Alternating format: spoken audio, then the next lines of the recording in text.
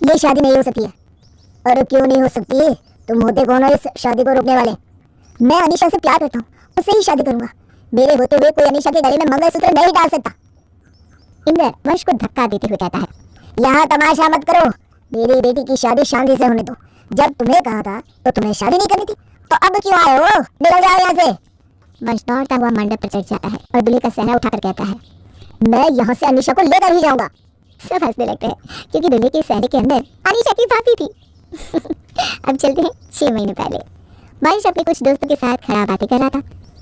यार अब धीरे धीरे हम सब दोस्तों की शादी हो जाएगी, फिर हमारे पास एक दूसरे के लिए वक्त ही नहीं होगा। यार मैं हमेशा तुम लोगों के लिए वक्त निकाल लूंगा। मैं तो शादी के ही खिलाफ हूँ, मैं शादी नहीं करने वाला, ना ही आज ना ही कल। बेटा ये सब बोलने की बात है, जब कोई लड़की तुम्हारे दिल और दिमाग पर छप जाएगी ना, तब तुम अपने आप ही शादी कर लोगे। मेरे भैया भी ना इसी तरह करते थे, लेकिन आज भाभी के बिना वो एक दिन भी नहीं रह सकते। भाई तुम देख लेना, वंश ऐसा ही कुछ नहीं करता। वंश और बाकी दोस्त खा पी कर इधर से उधर घूमकर अपने अपने घर चले जाते हैं।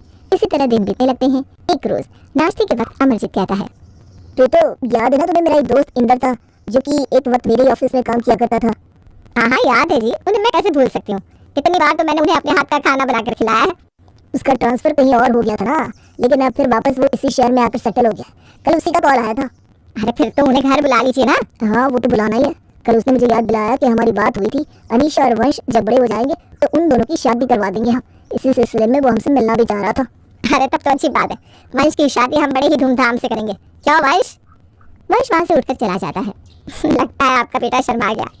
अगले दिन इंदर और रश्मि अमरजीत के घर आते हैं। इतने दिनों बाद एक दूसरे से मिलकर दोनों बहुत खुश होते हैं। यार तू अभी तक वैसा का वैसा ही है। अब तेरी परजाई मुझे खिलाती जो घी और दूध है। क्या आप भी ना भाई साहब, अब तो हम सब भी बनने वाले हैं। मेरी अनीशा के लिए इस घर से अच्छा घर मिल ही नहीं सकता। क्या भाभी, मेरी बेटी भी किसी से कम है क्या? एक काम करते हैं, दोनों बच्चों से बात कर लेनी चाहिए ताकि दोनों आपस में मिल ले और फिर शादी की डेट फाइनल कर देंगे। अरे यार तुमने तो मेरे मन की बात छीन ली। प्रीतो इंदर और रश्मि की पसंद का खाना बनाती है। खा पीकर दोनों अपने घर चले जाते हैं। इधर रात को अमरजीत वंश से कहता है, वंश अब हम तेरी शादी का सोच रहे हैं। कल तुम मेरे दोस्त इंदर की बेटी अनीशा से मिल लो, फिर तुम लोग की शादी पक्की करके डेट निकलवा लेंगे हम। पापा मुझे किसी भी कीमत पर शादी नहीं करनी है। शादी करके कौन खुश रहता है? तू कुछ भी बोले जा रहा है। मैंने कह दिया ना, तुझे शादी करनी पड़ेगी। मैं शादी नहीं करूँगा, और अगर आप लोगों ने जिद की तो मैं ये घर छोड़कर चला जाऊंगा। अरे ऐसा मत बोल बेटा, हम तो तेरा भला चाहते हैं। कौन सा भला मम्मी? एक बात बताइए, आपको शादी से कौन सी ऐसी खुशी मिलती? आपको क्या लगता है मुझे कुछ पता नहीं? आप और पापा बंद कमरे में जब देखो लड़ते रहते हैं। मेरे सामने आप दोनों जानबूझकर एक दूसरे से ढंग से बात करते हैं। मेरा बचपन आप दोनों के झगड़े सुन सुनकर ही बिता है।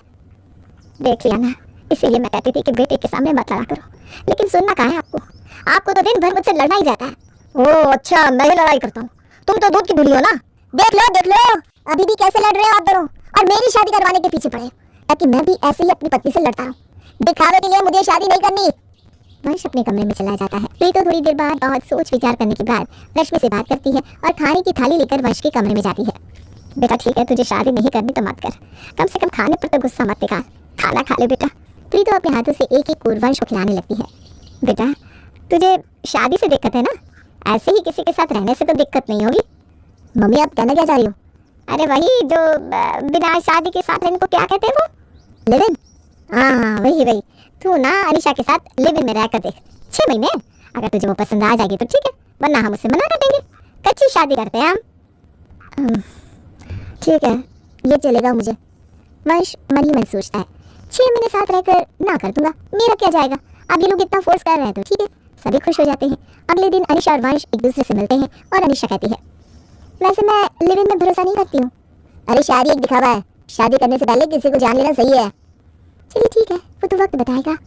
अनीशा कच्ची बहू बनकर लिव इन में रहने के लिए वंश के घर आ जाती है। अनीशा के घर आते ही प्रीतो उसका स्वागत एक बहू की तरह ही करती है। आरती की थाल में उसकी आरती करती है, फिर कुमकुम से भरा थाल उसके आगे रखकर कहती है, बहू इस पे पैर रखकर घर में चलिए, मैं तो तुझे ही अपनी बहू मानती हूँ। जी मम्मी जी। अनीशा एक बहू की तरह ही बर्ताव करती है।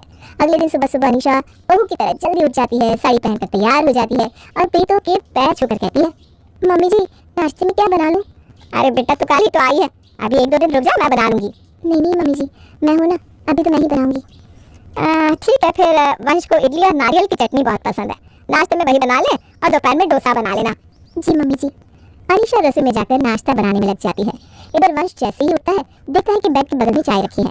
फिर वो उठकर नहाने जाता है तो देखता है उसके कपड़े आयरन किए हुए बाथरूम में टंगे हैं। आज तो सब कुछ मुझे मेरी जगह पर ही मिल रहा है। हाँ, अनीशा के आने से कुछ तो फायदा हुआ। फिर वंश नाश्ते की टेबल पर जाता है और अनीशा सबके लिए इडली और नारियल की चटनी नाश्ते में लगाती है। इडली देखकर वंश का चेहरा एकदम से खिल सा जाता है। इडली? अनीशा तुम्हें ये भी पता है कि मुझे इडली पसंद है? हाँ, अब पता तो रखना ही पड़ेगा ना। तुम खाकर बताओ कैसी बनी है। वंश और बाकी दोनों भी खाते हैं और खाते रह जाते हैं। इडली टू गुड, बहुत पसंद आई मुझे। अब ना रोज मुझे नाश्ते में इडली चाहिए।